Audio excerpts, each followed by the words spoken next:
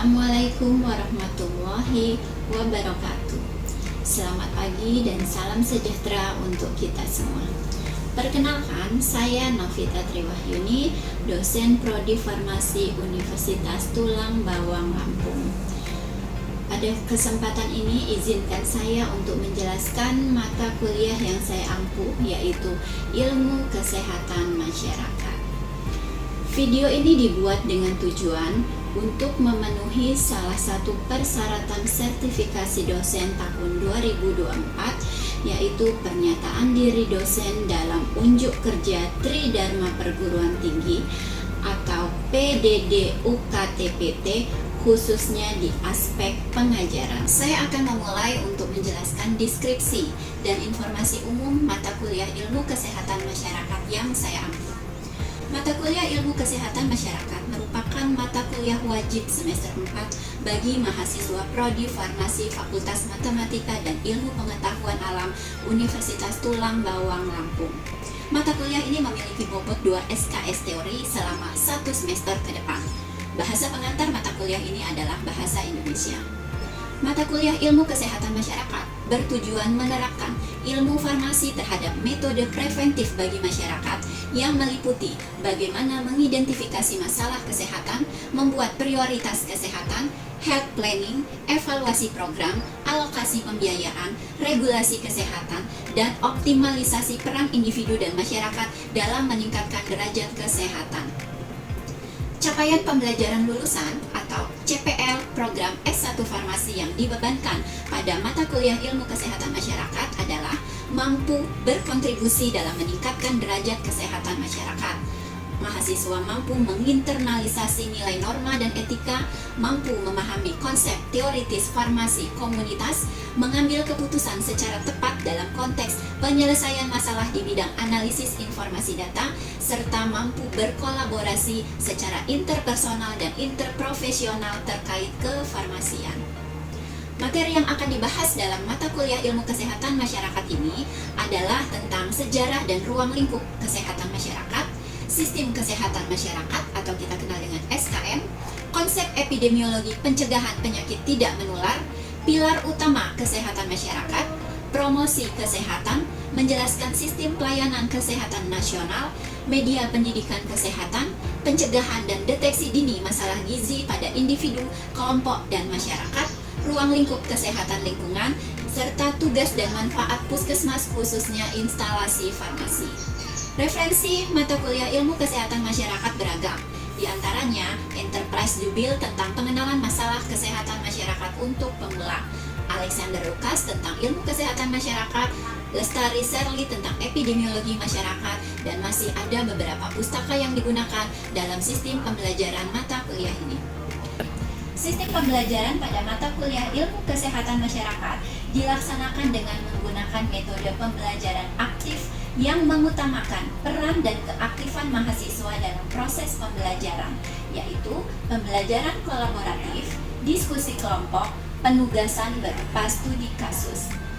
Pembelajaran mata kuliah Ilmu Kesehatan Masyarakat dilakukan selama kurang lebih 16 kali pertemuan, di mana 7 kali pertemuan pertama dilakukan sebelum ujian tengah semester atau UTS, lalu dilanjutkan dengan UTS, dan 7 kali pertemuan berikutnya sebelum ujian akhir semester atau UAS, lalu dilanjutkan dengan UAS.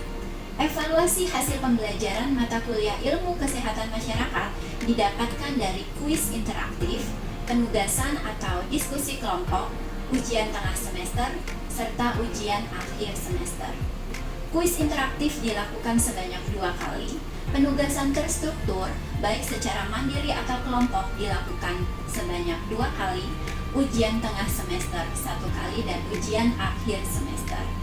Pembobotan setiap evaluasi hasil pembelajaran meliputi kehadiran 5%, kuis interaktif sebesar 20%, penugasan terstruktur atau diskusi kelompok sebesar 10%, ujian tengah semester sebesar 30%, ujian akhir semester sebesar 35%, dengan total pembobotan hasil evaluasi pembelajaran sebesar 100%.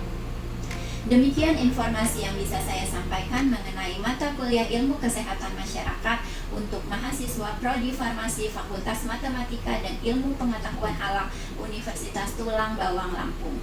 Berikut merupakan cuplikan dan proses pembelajaran yang saya laksanakan secara tatap muka. Assalamualaikum warahmatullahi wabarakatuh. Waalaikumsalam warahmatullahi wabarakatuh. Sehat semua? Alhamdulillah. Alhamdulillah kita semua dalam keadaan sehat sehingga bisa berada di ruangan ini untuk mengikuti mata kuliah ilmu kesehatan masyarakat pada judul epidemiologi penyakit menular. Nah, sebelum kita melakukan proses belajar mengajar, sebaiknya kita awali dengan berdoa terlebih dahulu. Berdoa mulai.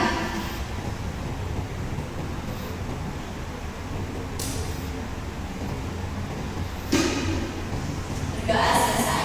Nah, pada pertemuan kali ini saya akan membahas tentang epidemiologi. Epidemiologi penyakit tidak menular.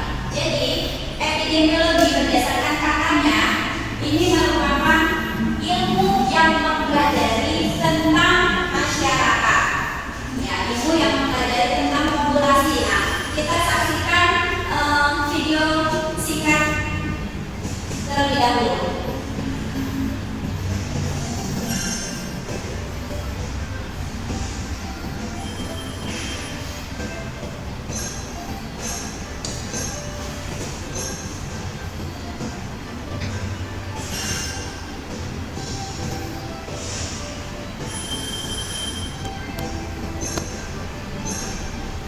Dari video yang kita lihat bersama-sama, apa yang bisa Anda tarik kesimpulan dari video tersebut? Melakukan aktivitas fisik, lalu menjaga pola makan, lalu hindari asap rokok, lalu hindari minuman beralkohol, melakukan cek kesehatan secara rutin, melakukan pengukuran lingkar perut, ya, terus melakukan tinggi badan. Nah, itu merupakan faktor resiko penyakit tidak menular. Kita lihat slide berikutnya bahwa pada pertemuan kali ini diharapkan mahasiswa mampu menguasai konsep dasar hakikat dan perkembangan sehat sakit, pencegahan penyakit, serta pilar-pilar keilmuan kesehatan masyarakat. Jadi sebelumnya kita sudah membahas pilar-pilar kesehatan masyarakat. Apa tujuannya?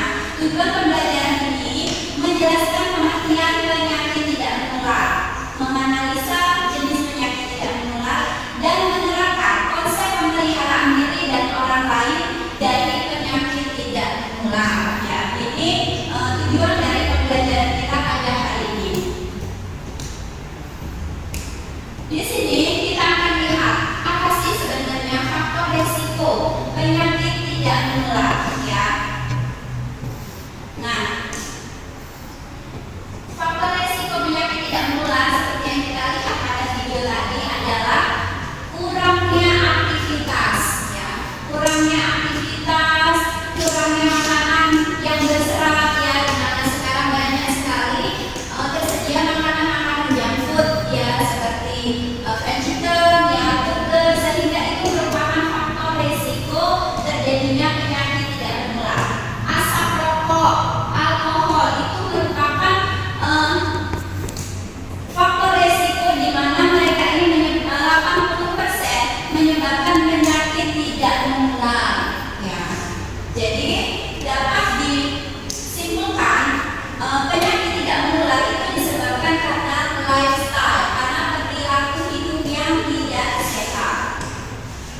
Nah, di sini kita lihat dalam transisi epidemiologi itu terjadi pergeseran penyakit, di mana epidemiologi itu mengatasi masalah-masalah penyakit menular seperti kolera, ya, diare, tetapi bergesernya zaman, bergesernya perekonomian yang sudah membaik itu menyebabkan penyakit berubah ke penyakit tidak menular seperti hipertensi, ya, terus jantung koroner, ya, dan ini merupakan penyakit yang dapat dicegah bila faktor resikonya itu dikontrol.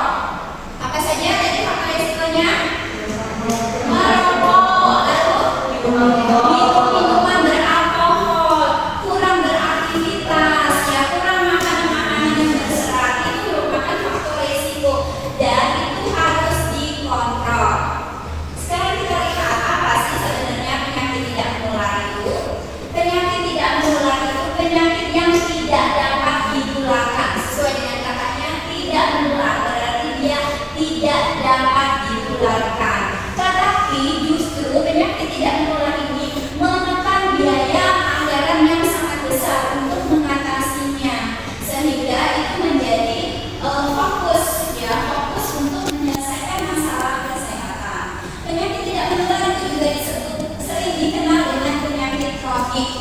Kronik artinya dia menanggung, beda dengan akut ya.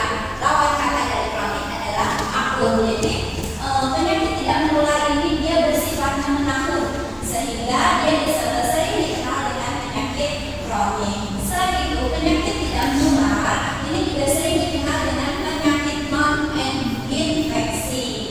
Nah, kita lihat di sini karakteristik penyakit tidak menular. Dilihat dari agent itu penyebab, ya. Agent itu penyebab penyakitnya. Dilihat dari agentnya, penyakit tidak menular itu merupakan non-living agent, ya. Artinya di sini dia bukan disebabkan oleh mikroorganisme, tidak disebabkan oleh kimiawi, ya, tetapi dia disebabkan karena lingkungan, ya, lingkungan yang menyebabkan kemampuan untuk menginfeksi si host. Lalu reservoir ini adalah perantaranya, di mana penyakit tidak menular itu perantaranya adalah organisme. Jadi penyakit tidak menular itu sesuai dengan katanya tidak menular berarti dia tidak dapat ditularkan, ya, dia tidak dapat ditularkan sehingga tidak mengancam kondisi orang lain. Tetapi penyakit tidak menular ini justru menyerap beban kesehatan, ya, menyerap anggaran negara dalam mengatasi masalah ini. Dan penyakit tidak menular ini juga disebut penyakit kronik. Kenapa? Karena penyakit menular ini bersifat menanggung. Kronik kalau katanya adalah akut, ya, dan dia juga sering disebut penyakit non-infeksi. Nah, sekarang kita lihat karakteristik penyakit tidak menular berdasarkan agentnya merupakan non-living agent. Apa artinya? Non-living agent artinya agent ini merujuk pada kimia, fisik, mekanik, dan psikis. Ya, dia terdiri dari molekul dan zat dengan ikatan yang kompleks. Lalu berdasarkan tingkat keparahannya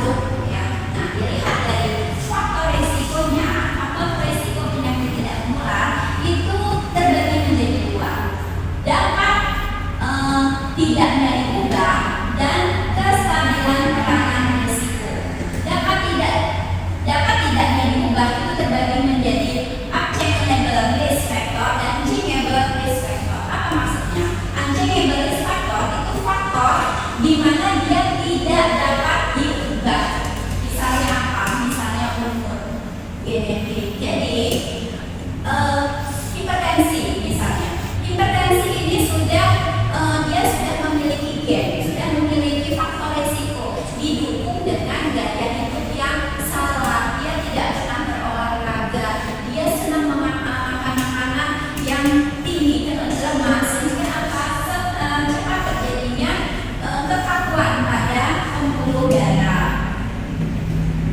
Lalu faktor yang dapat berubah itu bisa jadi kita lihat kebiasaan merokok misalnya. Jadi sebenarnya bisa dirubah. Merokok, minum alkohol itu dia merupakan changeable risk factor, faktor yang bisa dirubah. Tetapi karena dilakukan terus menerus sehingga orang tersebut beresiko untuk menderita penyakit tidak menular.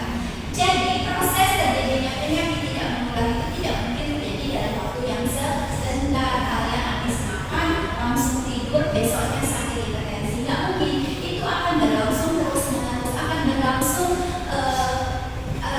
dari tahun ke tahun sehingga dia menyebabkan penyakit tersebut. Nah, kita lihat kestabilan tekanan risiko itu dibagi menjadi suspected risk factor dan established risk factor. Apa yang dimaksud itu? Yang dimaksud adalah faktor risiko yang dicurigai. Apa misalnya? Merokok merupakan penyebab kanker leher kambing. Ya, jadi ada faktor-faktor seperti minum alkohol, merokok, itu merupakan masuk dari suspected risk factor, faktor yang dicurigai sebagai pencetus terjadinya penyakit tidak menular. Lalu established risk factor yaitu faktor risiko yang telah ditegakkan. Apa misalnya? Misalnya merokok itu merupakan faktor pencetus terjadinya kanker. Sudah didukung dengan penelitian sebelumnya, ya. Nah, itu harusnya tidak menjadi kebiasaan, tidak menjadi lifestyle. Nah, selanjutnya di sini saya rangkum sedikit faktor-faktor risiko yang banyak sekali ditemukan sebagai pencetus terjadinya penyakit tidak menular, yaitu tembakau, ya, alkohol, kolesterol, hipertensi, diet, obesitas, aktivitas, stres, pekerjaan, lingkungan masyarakat sekitar, dan lifestyle. Jadi tidak mungkin orang yang menderita seperti tidak ada hipertensi. Ingat ya, hipertensi merupakan penyakit silent killer. Dia tidak terdeteksi, tapi tiba-tiba dia menyebabkan kerusakan pada jaringan. Ya, si pasien tidak mengalami keluhan, tetapi tiba-tiba dia terjadi sumbatan di pembuluh darah. Itulah penyakit tidak menular. Nah, di sini kita lihat kegunaan. Kenapa sih kita dari tadi bicara tentang faktor resiko? Karena faktor resiko ini dengan mengidentifikasikan faktor resiko kita bisa memprediksi. Ya, kita bisa memprediksi kejadian penyakitnya. Kita bisa memprediksi mortalitasnya, morbiditas akibat dari penyakit tidak menular. Dan kita juga bisa mengidentifikasi apa sih penyebabnya sehingga penyakit itu menjadi tinggi di populasi tertentu. Terus kita juga bisa melakukan diagnosis dan kita juga bisa melakukan prevalensi dengan mengidentifikasi faktor risiko. Nah, sedikit kita lihat kriterianya. Kriteria faktor risiko, kita bisa melihat kekuatan hubungan. Apa itu kekuatan hubungan? Adanya risiko relatif yang tinggi. Ya, di situ kita akan mengetahui risiko relatif yang tinggi. Lalu temporal itu akan mengetahui kausal, mendahului akibat. Lalu respon terhadap dosis itu kita akan melihat makin besar paparan, maka makin tinggi kejadian penyakit. Reversibilitasnya akan terjadi penurunan paparan, ya. Lalu penurunan kejadian penyakit. Nah, dari konsistensinya kejadian yang sama akan terulang pada waktu tepat dan pada penelitian yang lain. Lalu kelayakan biologis. Kelayakan biologis bisa kita lihat di sini sesuai tidak dengan konsep biologisnya dan spesifikasnya. Satu penyebab itu menimbulkan satu akibat. konsistensinya ada kesamaan untuk penyebab dari akibat yang serupa. Jadi pada dasarnya penyakit tidak menular itu 80% disebabkan oleh penyebab yang sama, yaitu gaya hidup yang salah. Ya. Lalu di sini kita lihat upaya pencegahan penyakit tidak menular. Upayanya itu bisa dilakukan dengan pencegahan primordial, pencegahan tingkat pertama, pencegahan tingkat kedua, dan pencegahan tingkat ketiga. Apa itu pencegahan primordial? Pencegahan primordial adalah penderita belum sakit, namun sudah mengubah perilakunya. Ini yang menjadi tujuan pelayanan kesehatan masyarakat, di mana kita mengutamakan pelayanan promotif dan preventif tanpa mengabaikan kuratif. Lalu pencegahan tingkat pertama, di mana penderita belum sakit namun sudah mengupayakan prokes, sudah melakukan pencegahan. Ya, dia sudah melakukan pemeriksaan radiologi. Misalnya dia merasa, oh sebelumnya saya punya kebiasaan merokok. Kalau saya sudah berhenti, saya mengantisipasi dengan melakukan pemeriksaan. Ya, lalu pencegahan tingkat kedua, di mana dia sudah sakit lalu mengupayakan pencegahan. Nah, ini masyarakat kita di sini masih sangat rendah.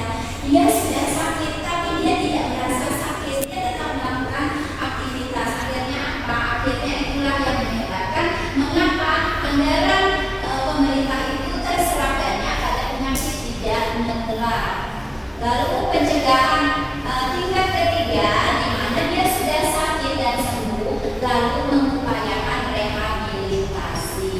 Nah, ini pencegahan penyakit tidak menular inilah yang akan kita terapkan di masyarakat dengan kelompok-kelompok tertentu ini.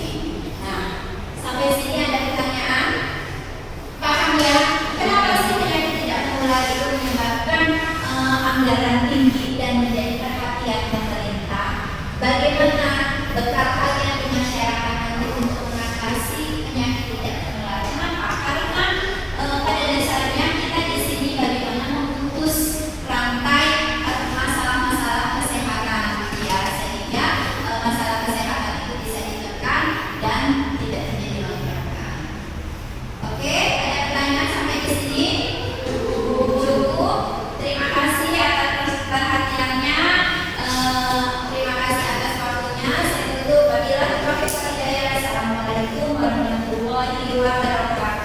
Dan deskripsi singkat serta cuplikan proses pembelajaran dari mata kuliah yang saya ampuh semoga dapat memberikan gambaran mengenai kinerja pengajaran yang saya lakukan, khususnya di mata kuliah Ilmu Kesehatan Masyarakat Prodi Farmasi Fakultas Matematika dan Ilmu Pengetahuan Alam Universitas Tulang Bawang, Lampung.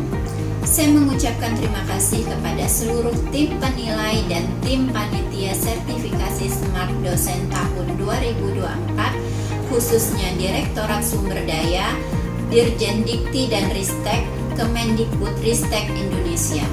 Tidak lupa juga saya mengucapkan terima kasih pada Universitas Tulang Bawang Prodi Farmasi, rekan sejawat dosen dan rekan-rekan mahasiswa. Demikian yang dapat saya sampaikan. Atas semua kekurangan saya mohon maaf. Wabillahi taufiq wal hidayah. Assalamualaikum warahmatullahi wabarakatuh.